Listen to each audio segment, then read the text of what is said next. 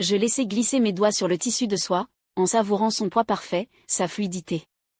Ce serait la pièce maîtresse de ma nouvelle collection si je parvenais à maintenir ma marque en vie assez longtemps pour la présenter. Mademoiselle Harrison ? Mon assistante, Kate, passa la tête dans mon atelier. Votre mère a rappelé. Ils vous attendent pour le dîner à 19h. Je jetai un œil à l'horloge. 18h30. Encore un de ces dîners de famille soigneusement chorégraphiés, dans le manoir de Marcus Wellington, où mon beau-père ne manquerait pas de trouver de nouvelles façons de ridiculiser mes rêves. Merci, Kate. Tu peux vérifier que les photos du lookbook seront prêtes pour demain ? Et confirmer notre rendez-vous avec l'agence d'influenceurs ? Déjà fait. Elle sourit, puis hésita. Vous êtes sûr de vouloir garder le projet de Paris secret ? Votre famille serait peut-être plus compréhensive si elle savait. Je secouai la tête, repliant soigneusement la soie. Marcus ne ferait qu'essayer d'interférer. Mieux vaut qu'il croie qu'Isabella Harrison Design est en difficulté. Ça rendra ma prestation de ce soir plus crédible. En vérité, ma petite boutique avait dépassé son statut modeste depuis des mois. Ce qui avait commencé comme un petit atelier à Brooklyn s'était transformé en quelque chose de bien plus vaste, bien que j'aie soigneusement dissimulé les preuves. Chaque fois que les espions de Marcus rapportaient que ma boutique était vide, j'étais en réalité en train de rencontrer des acheteurs de luxe dans des showrooms privés. Quand ils se moquaient de mes créations, d'amatrices, des rédacteurs mode influents se battaient déjà pour les publier. Mais ce soir, il fallait que je joue une dernière fois la créatrice en détresse.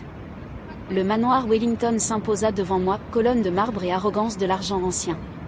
Marcus l'avait acheté avec l'assurance vie de mon père après avoir épousé ma mère, bien qu'il préférait qu'on oublie ce détail. Je lissai ma robe volontairement simple, une de mes créations, mais assez discrète pour que Marcus ne la reconnaisse pas et sonnai. Ma chérie, répondit ma mère, toute maquillage parfait et nervosité contenue. Tu arrives juste à temps. Marcus a une grande nouvelle. Je parie, pensai-je en l'embrassant sur la joue. J'avais entendu des rumeurs sur son projet de lancer sa propre marque de luxe, s'appuyant sur son succès dans le prêt-à-porter de masse. Il débauchait des designers et fabricants depuis des mois sans savoir que j'avais des amis dans chacun des ateliers qu'il avait approchés. La salle à manger était un monument à la conception que Marcus se faisait du succès, lustres en cristal, meubles anciens, et couverts minutieusement alignés que personne n'osait déranger. Ma demi-sœur cadette, Sophia, était assise en silence, pianotant sur son téléphone sous la table. À 16 ans, elle apprenait déjà à naviguer l'humeur de Marcus. Isabella, dit Marcus sans se lever à mon entrée. J'espère que ta petite boutique ne t'empêche pas d'honorer tes obligations familiales. Je pris place, notant comment il m'avait placé juste en face de lui. Classique jeu de pouvoir. Jamais trop occupé pour la famille. Excellent, sourit-il, tout dents, sans chaleur. Car nous devons parler de ton avenir. Le personnel servit le dîner, une cuisine française élaborée que Marcus ne toucha presque pas, trop occupé à faire son numéro. Il adorait d'avoir un public, surtout un captif. J'ai passé en revue les investissements familiaux, commença-t-il, faisant tournoyer son vin. Ta mère et moi avons décidé qu'il était temps d'opérer quelques changements. Ma mère tressaillit légèrement. Nous savions toutes deux qu'elle n'avait rien décidé du tout. Ta boutique, poursuivit Marcus, draine des ressources depuis 2 ans. Les rapports sur le trafic piétonnier sont désastreux. Ton engagement sur les réseaux sociaux est risible. Et ses créations, il secoua la tête, soyons honnêtes, Isabella.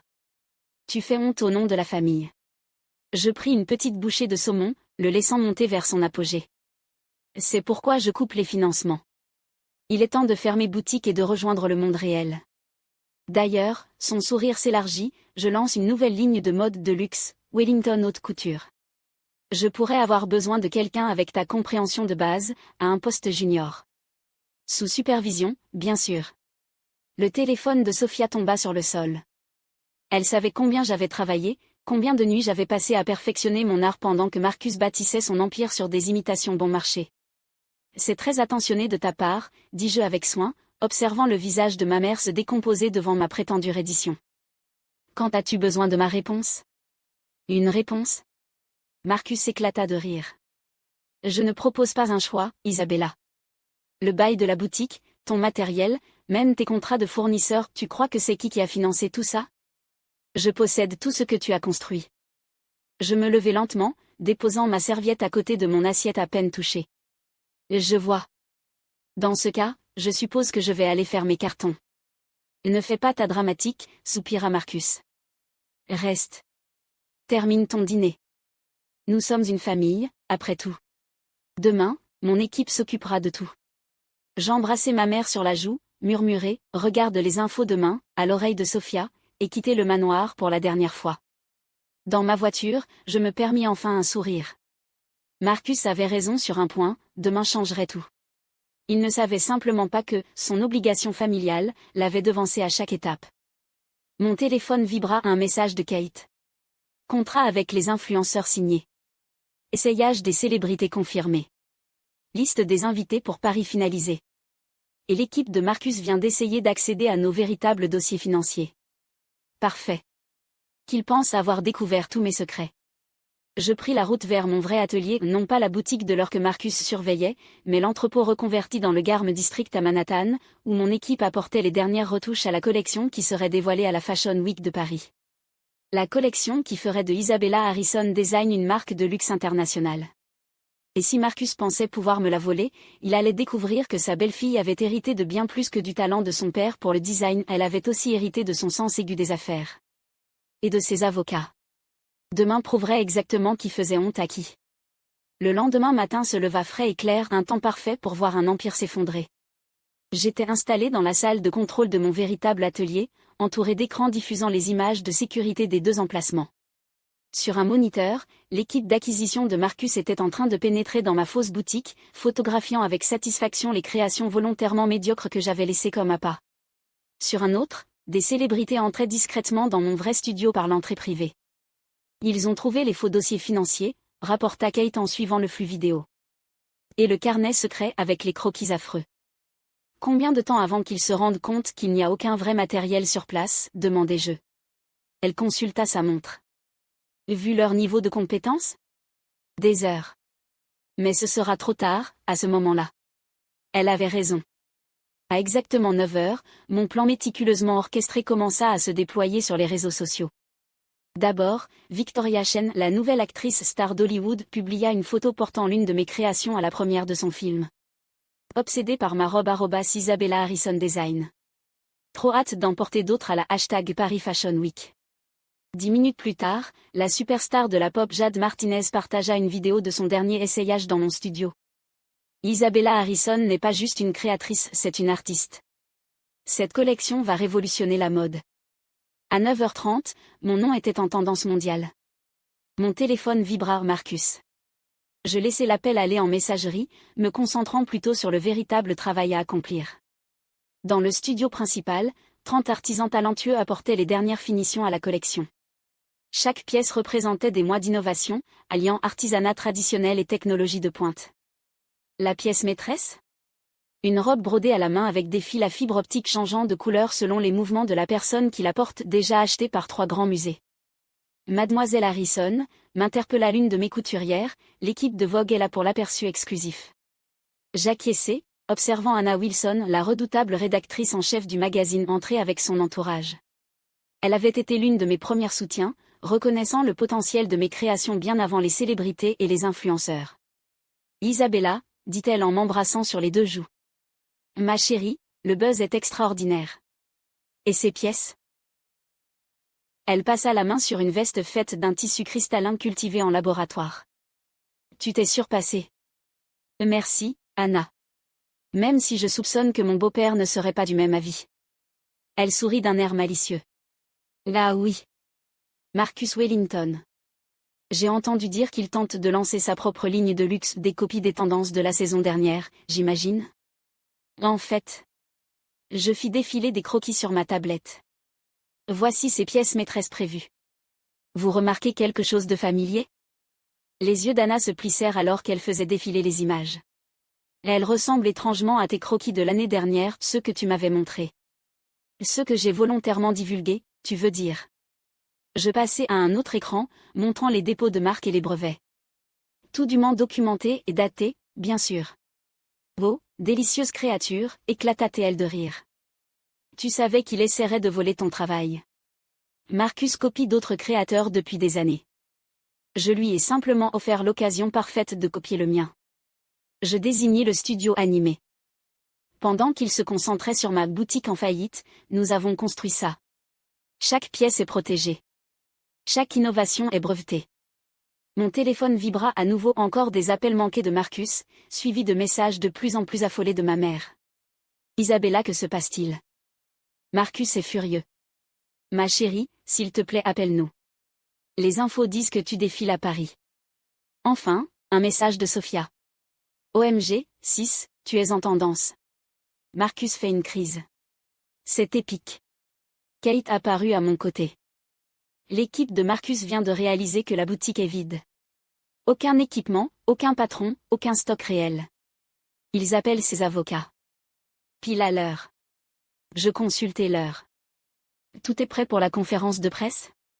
Elle hocha la tête. Les diffusions en direct en place, les journalistes arrivent. Et elle eut un sourire en coin. Marcus vient de demander une invitation. Parfait. Je lissai ma robe, une de mes créations les plus sophistiquées, évidemment. Offrons-lui une place au premier rang pour assister à sa propre humiliation. La salle de conférence se remplit rapidement. Journalistes de mode, professionnels du secteur et influenceurs affluaient, tous impatients de comprendre comment une créatrice apparemment en difficulté avait secrètement bâti l'une des marques de luxe les plus attendues de l'année. J'aperçus Marcus au fond de la salle, le visage fermé de rage, entouré de ses avocats. Ma mère était assise à ses côtés, l'air confuse mais fière. Et Sophia souriait, filmant tout avec son téléphone. Bonjour à tous, commençai-je en montant au pupitre. Merci d'être venu. Aujourd'hui, Isabella Harrison Design est fière d'annoncer son premier défilé à la Fashion Week de Paris, avec des innovations qui redéfiniront la mode de luxe. Les écrans autour de la pièce s'illuminèrent, présentant ma véritable collection. Des exclamations et des murmures parcoururent la salle à la vue des innovations technologiques, des designs architecturaux, de la fusion parfaite entre art et ingénierie. Chaque pièce est entièrement protégée par des brevets et des marques internationales, poursuivis-je, croisant le regard de Marcus.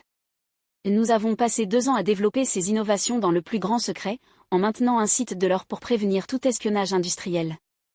Les avocats de Marcus chuchotaient frénétiquement à son oreille, lui expliquant sans doute à quel point il venait d'être surpassé à tous les niveaux. Nous avons également découvert des tentatives de copie de nos premiers croquis, ajoutai-je, déclenchant une nouvelle vague de murmures. Heureusement, nous avions anticipé cela et pouvons prouver l'origine de chaque concept original. Les questions fusèrent. Comment avez-vous gardé cela secret? Qui a financé le développement? Est-il vrai que la collection est déjà vendue à des acheteurs privés? Je répondais à chacune avec soin, observant le visage de Marcus s'assombrir à chaque révélation. Son rêve de lancer une marque de luxe était en train de s'effondrer. Après tout, qui le soutiendrait maintenant qu'il avait été exposé en train d'essayer de copier le travail de sa belle-fille? À la fin de la présentation officielle, Marcus tenta de s'approcher du podium, mais la sécurité l'intercepta avec une fluidité impeccable. J'avais appris des meilleurs de lui comment contrôler l'accès et maîtriser l'image. Isabella! Cria-t-il assez fort pour que les journalistes à proximité l'entendent. Espèce de petite ingrate. Monsieur Wellington, le coupai-je d'une voix calme, toute correspondance juridique doit passer par nos avocats. Cela dit, je devrais vous avertir qu'essayer de prendre le contrôle d'une entreprise que vous ne possédez pas pourrait être considéré comme une fraude d'entreprise. Il se figea. Que voulez-vous dire, que je ne possède pas? Je souris, adoptant son propre air condescendant. Vérifiez les papiers, Marcus. Tout ce que vous pensiez financer n'était qu'une société écran. La vraie Isabella Harrison Design a d'autres investisseurs, d'autres contrats, une autre structure de propriété. Mais merci pour les premières leçons de stratégie d'entreprise. Elles se sont révélées très utiles. Alors que la sécurité l'éloignait, je croisai le regard de ma mère. Elle pleurait, mais elle souriait aussi. Sophia courut vers moi et me serra dans ses bras, chuchotant. C'était incroyable. Je peux faire un stage chez toi cet été? Plus tard, dans mon bureau, Kate entra avec une pile de coupures de presse. L'histoire était partout. Une jeune créatrice déjoue une tentative de rachat. La nouvelle révolutionnaire de la mode technologique. Le succès secret d'Isabella Harrison. Mon téléphone vibra une dernière fois, un message de Marcus. Tu vas le regretter. C'est moi qui t'ai faite. Je répondis. Non. Tu m'as sous-estimé. Le regret est entièrement pour toi. Puis je me tournai de nouveau vers mon équipe. Nous avions un défilé à préparer pour la Fashion Week de Paris. Et ce n'était que le début. La Fashion Week de Paris. Le sommet de la haute couture, où les légendes naissent ou s'écroulent en 15 minutes sur un podium. Je me tenais dans les coulisses du Grand Palais, observant mon équipe se préparer pour le moment qui allait définir Isabella Harrison Design à jamais. Marcus est là, murmura Kate, tablette à la main. Premier rang avec ses avocats. Ils ont déposé une nouvelle injonction ce matin. Je souris en ajustant le col d'un mannequin. À combien cela nous amène-t-il ? 6. En 3 semaines. Toutes rejetées ? Même s'il a réussi à geler certains de tes anciens comptes. Les comptes vides, confirmai-je. Et ta mère ? Kate consulta sa tablette. Elle est assise à sa place. Sophia est avec elle. Et la vidéo que tu as demandée est prête. Les 3 dernières semaines avaient été un tourbillon de préparatifs et de manœuvres juridiques. Marcus, désespéré de sauver sa réputation, avait tout tenté pour empêcher mon défilé. Chaque tentative n'avait fait qu'attirer davantage l'attention, susciter plus d'intérêt, et confirmer ce que je montrais de lui, un homme qui avait bâti sa réussite en volant celle des autres. 5 minutes, annonça le régisseur. Je rassemblai mon équipe. Chacun connaît son rôle. Nous nous préparons à ce moment depuis 2 ans. Montrons au monde à quoi ressemble l'innovation véritable. Les lumières s'éteignirent. La musique commença, une mélodie envoûtante que j'avais commandée spécialement pour ce défilé. Les écrans géants au-dessus du podium s'allumèrent, retraçant le parcours d'Isabella Harrison Design, depuis la petite boutique de Brooklyn jusqu'à ce moment précis. Puis la première mannequin fit son entrée. Le public poussa un soupir émerveillé lorsque ma veste en tissu cristallin capta la lumière, la réfractant en milliers de motifs arc-en-ciel. Chaque mouvement créait de nouvelles couleurs, de nouveaux dessins, de nouvelles possibilités. La technologie que nous avions développée ne servait pas seulement à fabriquer de beaux vêtements, elle redéfinissait ce que l'habillement pouvait être. D'autres tenues suivirent. La robe changeant de couleur en fonction du son. Les pièces architecturales qui se transformaient en direct sur le podium. Les tissus durables ressemblant à du métal liquide mais doux comme de la soie. Chaque innovation parfaitement documentée, brevetée et protégée. Depuis ma position en coulisses, je voyais le visage de Marcus s'assombrir à chaque nouveauté. Il pensait que ma petite boutique produisait des robes simples et des croquis sans éclat. Il assistait maintenant, impuissant, à 2 ans d'innovation secrète défiler devant lui, sachant qu'il ne pourrait rien en faire. À mi-chemin du défilé, les écrans changèrent. Il montrait désormais des correspondances, des contrats et des dessins, des preuves datées et documentées de chaque tentative de Marcus de voler mon travail. En alternance, des extraits de vidéos de surveillance montraient son équipe s'introduisant dans mon studio factice, tentant de dérober ce qu'il croyait être mes secrets. Le monde de la mode est impitoyable, mais il méprise les voleurs plus encore que les ratés. La dernière tenue était mon chef-d'œuvre, une robe de mariée intégrant toutes les innovations que nous avions développées. Lorsque le mannequin atteignit le bout du podium, la robe commença à se transformer, chaque couche révélant de nouveaux motifs, de nouvelles technologies, de nouvelles possibilités. Le public se leva pour une ovation debout avant même la fin du défilé. Dans le chaos qui suivit, je me frayai un chemin jusqu'à l'endroit où ma mère était assise, toujours en train d'applaudir, les larmes coulant sur son visage. « Isabella » murmura-t-elle en me serrant fort dans ses bras. « Pourquoi ne m'as-tu rien dit ?»« Parce que Marcus t'aurait utilisé pour m'arrêter, » répondis-je doucement. Il devait croire qu'il avait le contrôle. « Il est fini » annonça Sophia avec joie, me montrant son téléphone. L'action des sociétés de Marcus s'effondrait alors que la nouvelle de sa tentative de vol se répandait. Les grands distributeurs résiliaient leurs contrats, refusant d'être associés à un plagiat avéré. Mademoiselle Harrison. Les journalistes se ruèrent autour de nous. Quel effet cela fait-il d'être la révélation de la Fashion Week de Paris ? Est-il vrai que vous avez déjà reçu pour plus de 50 millions de dollars de commandes ? Comptez-vous porter plainte contre Marcus Wellington ? Je levai la main pour obtenir le silence. Isabella Harrison Design représente une nouvelle ère dans la mode fondée sur l'innovation, l'intégrité et l'imagination. Nous avons prouvé que le succès ne vient pas du vol des rêves des autres, mais de la foi en les siens. Ce n'est pas terminé. La voix de Marcus perça la foule. Il avait l'air désespéré, en désordre. C'est moi qui t'ai faite. Tout ce que tu es, tout ce que tu as, c'est grâce à moi. Non, Marcus. Je me tournai vers lui une dernière fois. Tout ce que je suis, c'est parce que tu m'as appris exactement le genre de personne que je ne voulais pas devenir. Tu m'as montré que le vrai succès ne consiste pas à écraser les autres mais à créer quelque chose de réel. La sécurité s'approcha pour l'escorter, mais il les repoussa d'un geste. Ton père était un raté lui aussi. C'est pour ça qu'il ne t'a laissé que des dettes. En réalité, répliquai-je avec un sourire, il m'a laissé son bien le plus précieux, sa foi en moi. Et son vieil entrepôt dans le quartier du textile, celui dont tu n'as jamais entendu parler parce qu'il était au nom de ma mère. Celui où j'ai tout construit pendant que tu te moquais de ma petite boutique. Les semaines suivantes furent un tourbillon de succès. Les commandes affluèrent de la part de détaillants de luxe du monde entier. Nos innovations furent saluées aussi bien dans les revues de mode que dans les publications technologiques. 3 grands musées demandèrent des pièces pour leur collection permanente. L'empire de Marcus s'effondra aussi vite que le mien s'élevait. Les distributeurs annulèrent leurs contrats. Les partenaires se retirèrent. Et des enquêtes révélèrent un schéma de vol qui remontait à des années. Ils volaient les créations de petits designers, les écrasant ensuite sous des menaces judiciaires lorsqu'ils tentaient de se défendre. À présent, ils se manifestaient tous. Ma mère demanda le divorce, enfin libérée de son emprise. Elle s'installa dans un pantouse que je lui avais offert, retrouvant sa force jour après jour. Sophia commença un stage dans mon entreprise, montrant un vrai talent naturel pour la technologie du design. 1 an plus tard, je me tenais dans ma nouvelle boutique phare sur la 5e avenue, regardant les clients s'émerveiller devant nos dernières innovations.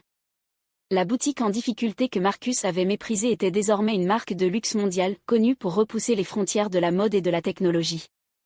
Mon téléphone vibra. Une alerte info. Marcus venait d'être inculpé pour fraude d'entreprise. Ses avocats négociaient un accord de plaidoyer. Mademoiselle Harrison ? Une jeune étudiante en design s'approcha, un portfolio serré contre elle. Votre histoire m'a inspiré à poursuivre mes rêves. Est-ce que vous pourriez regarder mon travail ? Je souris, me rappelant mes propres rêves d'alors. Bien sûr.